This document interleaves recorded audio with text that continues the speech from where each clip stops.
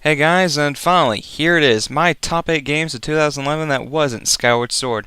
Now, the reason I've chose a title like this is because I can say, really without even thinking, that my game of the year of 2011 was The Legend of Zelda Skyward Sword. Honestly, if you couldn't tell by how much I was hyping the game up, how excited I was when I did my unboxing video, and all that other jazz, then I don't know what else to tell you. I love the game to death. So, what I've decided to do is take that game out of this list to make it a little bit more interesting and a lot less predictable. So, we only have 2 more things that I need to discuss before we get started. Number 1, all the numbers you're going to see tonight, like all the 8s and 7, 6, 5, 4, 3, 2, 1, was all made by my good friend Wallace Columbus Russ, and for that I would like to give him a round of applause.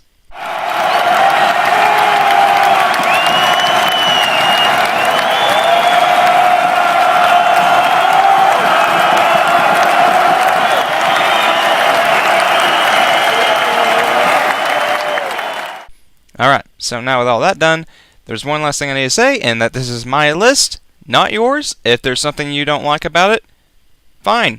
But please be respectable of my opinions, and I will be respectable of yours. So, without any further ado, here is my top 8 games of 2011 that wasn't Skyward Sword.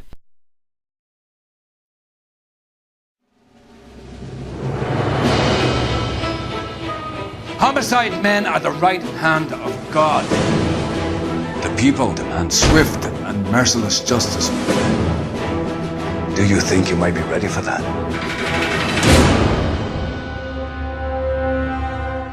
And starting off at the bottom of the list is going to be LA Noire. Now I have to thank my brother for once again getting a game that I was kind of excited for, and thanks to him I was able to play this game and really love it. But there were some things in this game that I noticed from Red Dead Redemption that did not get fixed. Let me start with the good stuff. Number 1, the story. They got the story in this game completely right, pretty much. It's a great story. Take out a few things here and there, and I mean, that would be a pretty much all-time classic. But, at the same time, they shoot themselves in the foot because the ending to this game is fucking terrible. It is up on my top list of worst endings in a video game ever. Number 2 is the characters. I really did love Cole Phelps, and he was a really good character, and all of his partners, especially the homicide partner, I can't remember his name, he was hilarious.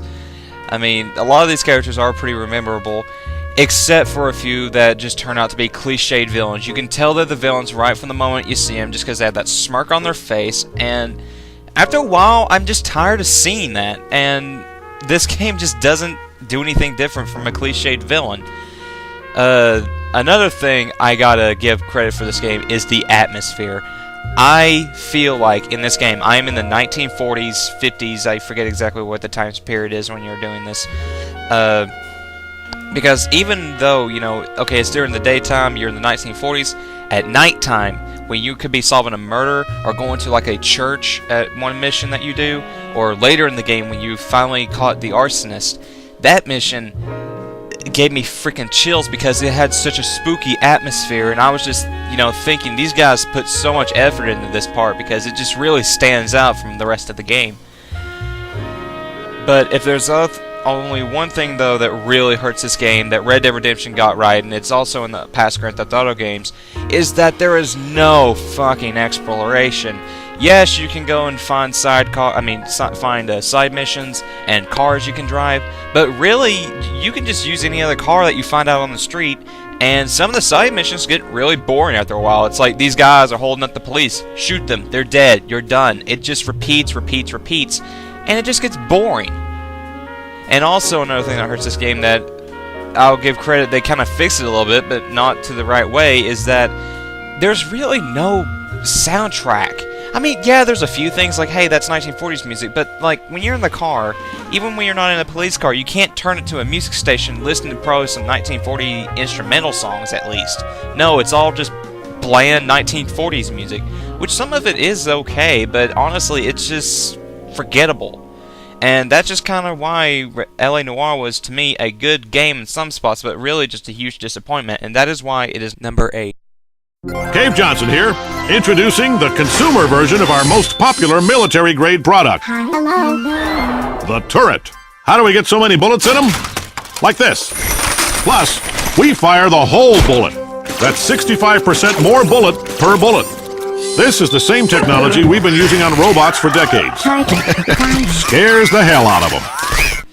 And number 7 is Portal 2. Now, this is probably where I'm going to get some hate, but let me explain myself. Portal 2, I heard so many good things about, and I just thought, okay, maybe I really should play these games. And I played Portal 2, and I was actually really liking it. Up until about after you lose Wheatley, because I'm going to be straight up honest, this game's main star is Wheatley, and without Wheatley, I just can't see myself enjoying this game, because he makes this game worth playing. All his lines are just incredibly hilarious, and honestly, if you've not heard any of his lines, go on YouTube, look up Wheatley quotes. It's 50 minutes long, and each line is just a nugget of gold, and just incredibly hilarious. But when you lose them, you don't get them back for like 2 hours or 3 hours, depending on how long it takes you to beat the test chambers. And then when you do get him back, he's not as interesting as when he was actually with you, without going into spoilers. And really, to me, the thing about Portal is its puzzles. And I'm going to be straight up honest, I think Portal 2's puzzles get way too boring, way too quick. When you first start off the game, I think the puzzles are a good introduction to people who didn't play Portal 1. And then you kind of keep going on. It's like, okay, this is actually really, really fun. Then you get to the Cave Johnson and jail and whatever the hell the thing that propelled you across the maps or whatever, that when you step in those raise a lot, they just carry across the screen. I did not like those puzzles at all. They were incredibly tedious and just got way too boring. To me, if a puzzle game is gonna make, puzzles really interesting, they gotta make them fast-paced. They gotta make them like, oh man, I cannot wait to go back and speedrun this. But honestly, no test chamber in Portal 2 is memorable to me. I can't tell you a single one besides the final one, because that's the one that gave me the most difficult. And really, besides the final boss and probably a few things at the beginning, I don't remember anything between. And it's kind of sad saying that, because one of the things that games need to also do is leave an impression with me. And besides Wheatley, nothing else does. Yeah, GLaDOS has a few lines here and there that I laugh at, but Cave Johnson is utterly forgettable. And that's just how I see it. And really, there's not much replay value. Even in the co-op feature, yeah, it does have its moments that I did get to play a little bit of the co-op, which I really did enjoy, but again, after a couple test chambers, I got really bored with it really fucking fast. And really, I guess Portal is just not the game for me, but it is better than LA Noire, and I do think it is a game that is worth checking out if you're interested. But if you're like me and you like more fast-paced games, then maybe this isn't the title to check out for you. But honestly, it has its moments, and that's why I'm going to put it at number 7.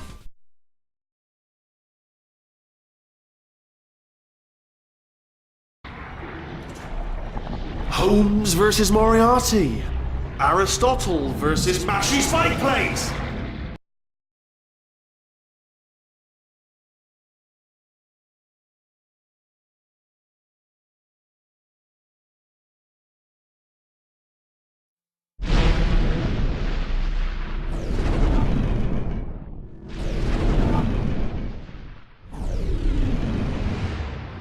How does it feel, Wayne, to stand on the very stones that ran with your parents' blood? Do you feel sad? Bruce. Full of rage? Or does that outfit help bury your feelings, hiding your true self? And number 6 is Batman Arkham City. With this being Batman and all, we can probably make this a little bit more epic. Ah, that's better. Alright, anyway, on to Batman. Before I even played Arkham Asylum, I was already mega hyped for this game, and I just couldn't wait for it to come out. And about probably 2 weeks before the game even got released, my brother picked up Arkham Asylum, and I played the Batman game for the first time, and every part of the criticism I'd heard about the game was absolutely correct. Combat was amazing. The boss fights were really fun to fight. Oh man, it was just such a fantastic game. But then Arkham City came out, and after a whole year of waiting, I finally sat down and played this game on easy mode at first, but then I went back on normal to see if I can enjoy it even more. And oh my god, this game is freaking fantastic. The combat is even better than it was in the first one. The Joker, my god, the Joker in this game is his best role ever. And the story kicks the shit out of the first Batman game. Now, even though I was mega hyped for this game, it has just not kept up to where I would like it to be. It's still an incredibly fun game, but there was times where I thought it felt repetitive. The side quests I found were really boring. I didn't complete any of them because I didn't care. And even when I go back to replay the game, I never do them anyway because there's really no point. And in some areas, I just feel as if you're stuck there for too long. The major case in point would probably be at the end of the game, where you need to go save Talia from Joker, and you have to spend fucking forever just trying to kill snipers. If there's one thing I can definitely say, though, is that Arkham City was a good sequel, but it just hasn't held up as much as I would like it to, and so that is why it is number 6.